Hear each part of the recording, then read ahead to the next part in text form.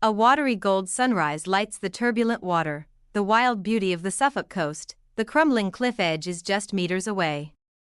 An automatic blind, which I can operate without getting out of bed, rises to reveal an ocean view, the dramatic storm surging North Sea with great black-backed gulls circling nearby and a distant ship on the horizon. A watery gold sunrise lights the clouds and turbulent grey water. I'm the first person to sleep in the new Kraken Lodge at Still Southwold, a former farm in Easton Bavance on the Suffolk coast. It's a stylish wooden cabin, one of a scattering of holiday lets in an area prone to aggressive coastal erosion.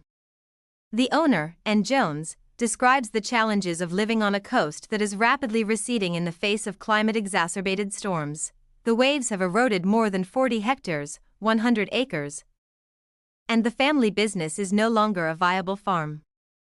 Instead, it is home to low-carbon cottages and cabins, designed to be movable when the land they stand on is lost to the sea.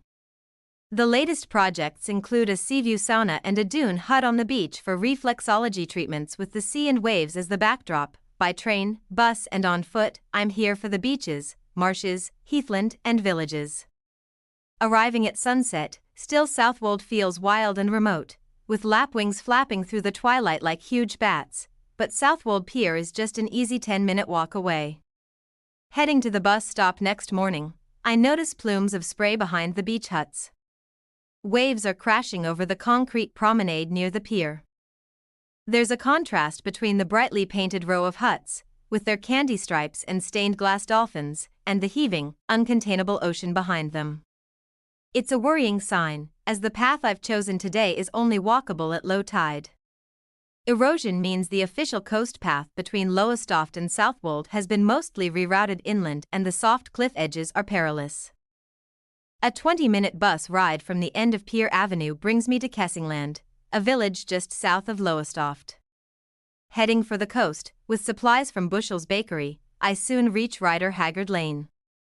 The author of King Solomon's Mines, H. Rider Haggard, spent several summers in a holiday home on the cliffs in Kessingland, where he was visited by his friend Rudyard Kipling. Haggard planted marram grass to stop the sea encroaching and, climbing down steps onto the beach, I find there's still a wide marram grass-covered band of shingle. The sandy cliffs include layers of clay and fossil traces of steppe mammoths, hippos and saber-toothed cats. Benacre Broad is unexpectedly lovely. Woods and marshes surround a beautiful fragile lake. Decked with salt-bleached tree trunks like a natural sculpture garden, at the far end of the beach, near flood management works, a Natural England sign warns that the beach-walking route from here to Southwold is impassable near Easton Bavance. The owners of Still Southwold give visitors a code for a gate between their clifftop farm and Covehithe Beach. I press on, looking warily at the mess of washed-up kelp and driftwood that winter waves have hurled onto the land. A hardy hiker is heading the other way in shorts, with a battered rucksack. He's one of only 3 people I meet all day, and I check the state of the beach ahead. Is it safe? Is it walkable? There's a storm surge, says the hiker. The tide's been much higher than expected. The wind's from the north and the North Sea's wider at the top than the bottom. It's like someone blowing on a teacup. The image stays with me all day, intensified by the milky brown color of the water, as the giant tea-cooling waves roll into the sandy shore. Benacre Broad is unexpectedly lovely.